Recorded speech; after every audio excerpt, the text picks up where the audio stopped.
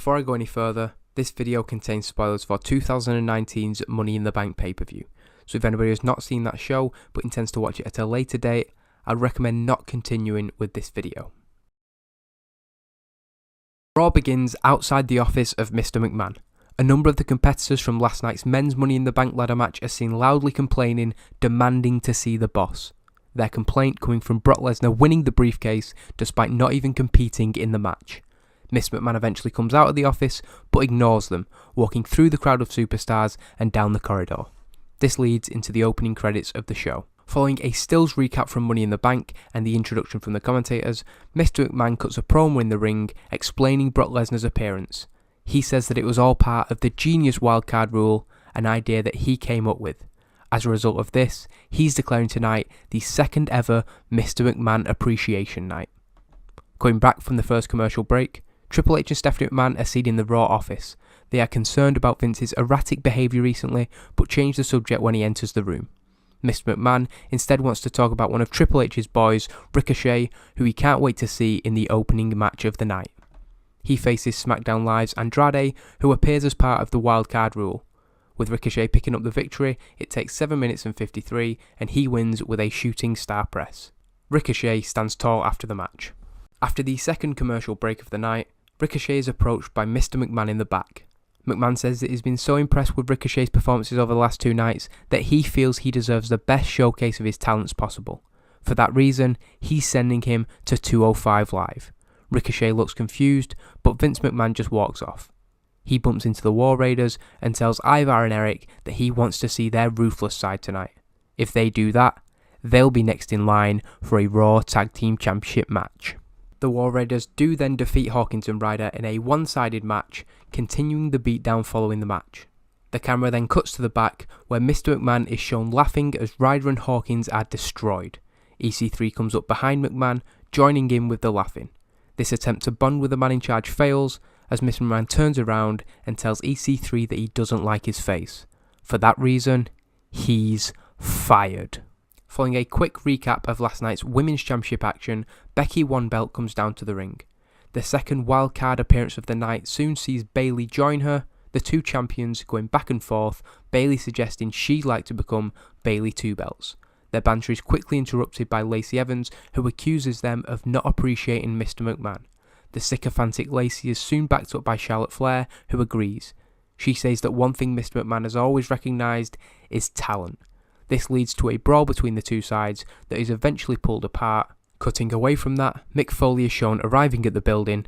He is carrying the newest WWE Championship title with him. Mick does open up the second hour of the show, putting over AJ Styles and Seth Rollins before introducing the Wildcard 24/7 Championship. Baron Corbin is the first to interrupt Mick Foley, telling him to keep the title warm because once he beats Seth Rollins in the main event for the Universal title, he's going to be the first Wildcard champion.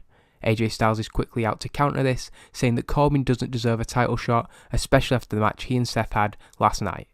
Before he can say too much, Paul Heyman comes down with a delighted Brock Lesnar, cutting a promo about Brock's victory at Money in the Bank. He puts down the addition of Brock to the ladder match as the genius of Mr. McMahon showing through once again, before turning his attention to Mick Foley. As Heyman cuts a promo on Mick, looking to intimidate him, AJ Styles steps forward. He puts over the roster's displeasure at Brock Lesnar once again being given an opportunity, but is F5'd for his troubles. Mick Foley looks to stand up for AJ Styles, but a hand around his throat soon sees him ducking out. After the break, as Alexa Bliss promotes a moment of bliss with Mr. McMahon tonight, she is hugged from behind by Nikki Cross. Cross asks her to watch her match up next, as she faces Dana Brooke. Following a brief recap package again, Nikki Cross defeats Dana Brooke in 4 minutes and 53 before we head back to the office. Triple H once again shares his concerns about Mr. McMahon. This time, he and Stephanie are joined by Shane McMahon.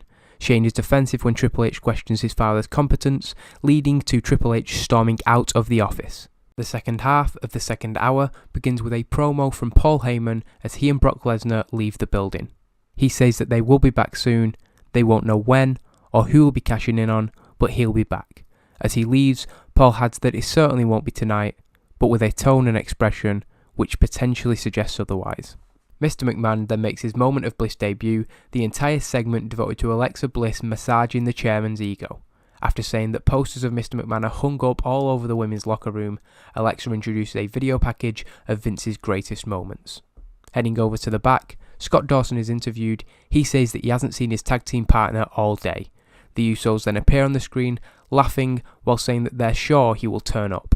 Ending the second hour of the show, a tag team match sees Charlotte Flair and Lacey Evans defeat Bayley and Becky Lynch, a overbooked crazy match, Charlotte pinning Bayley while using underhanded tactics. As the winners stand tall, we cut away from the duel celebrations to see an incident that has taken place in the back. Samoa Joe appears to have taken out Rey Mysterio, and when a number of referees look to come between them, Joe takes them out too. He calls them out for blowing last night's call and costing him the US Championship. The final hour of the show begins with Mr. McMahon talking to Samoa Joe, saying that he understands his frustrations, but he can't act the way he did. He is sending Joe to SmackDown Live tomorrow night as a wildcard pick, and he'll be able to take out his anger on Kofi Kingston. The commentators then remind us that Scott Dawson has not seen Dash Wilder all day before their scheduled match with the Usos. The Usos come out and they have Dash Wilder, saying they found him doing something he really shouldn't be doing in a public arena. They also have a pair of handcuffs as they declare the match has been made a tornado tag. Having lost each other all day, the Revival will be handcuffed together throughout the match. This leads to a predictably one-sided contest with the Usos coming out victorious. Baron Corbin is then interviewed ahead of the main event. He vows to be a worthy champion for Mr. McMahon. Following more recaps, Drew McIntyre destroys Kalisto in a one-sided match. After the match, he takes out the rest of the Lucha House Party, leaving them in a pile as he walks up the ramp. Seth Rollins is then interviewed about his Universal Championship defense tonight, but is taken out from the side by Bobby Lashley and the Wildcard Elias. Prior to that main event, the increasingly dark Firefly Funhouse airs, the darker side of Bray Wyatt once again coming to the fore. It is then time for the main event, a WWE Universal Championship match between Seth Rollins and Baron Corbin. Despite the involvement of Elias and Bobby Lashley, they are thwarted by Roman Reigns and Braun Strowman, who clear both of them from ringside. Seth Rollins is then able to retain his title and stands tall at the top of the ramp as we go into the final commercial break of the show. The last segment of the show begins with Elias, Bobby Lashley and Baron Corbin in the ring, having regrouped following Corbin's defeat to Seth Rollins. They applaud as Mr. McMahon makes his entrance for the final part of Mr. McMahon Appreciation Night. His speech begins with a thank you, telling the WWE Universe how great it is to feel appreciated, especially by people for whom he has given so much entertainment. In his opinion, and he's sure they agree, tonight may be the greatest episode of Raw ever. As he continues to sing his own praises, Stephanie McMahon and Triple H come down to the ring. Vince is delighted to see them and can't wait to hear how much two of the most important people in his life appreciate him. He's sure they've got a huge surprise for him, and he tells them to bring it on. Following a brief awkward silence, Stephanie and Triple H get rid of Lashley, Corbin and Elias from ringside. They want to speak to Vince alone. Stephanie McMahon begins, telling her father just how much they do appreciate him. They appreciate everything he's ever done, and the WWE being where it is today is down to one man, Vince McMahon. He loves it. People may not show it, but from the guys in the back to the entirety of the WWE Universe, everybody appreciates the platform he has built. The greatest entertainment on the planet, and the thing that they all love. Vince is so proud of himself, until Triple H adds, but.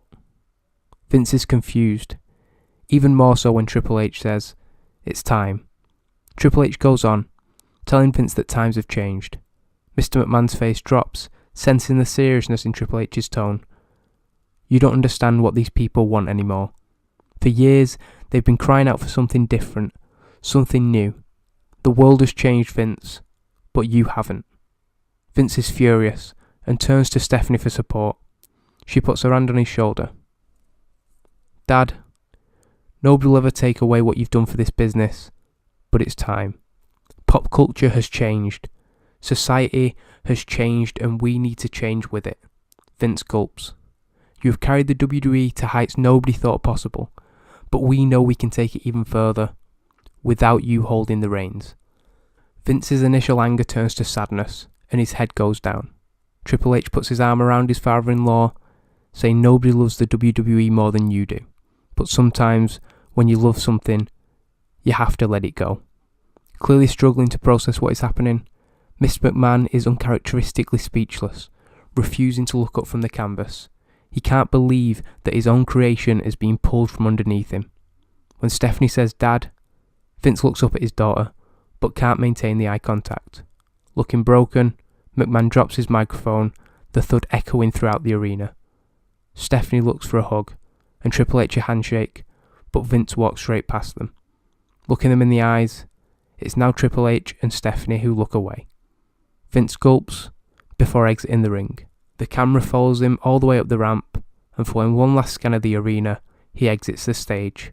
When Vince is no longer in sight, Raw fades to black.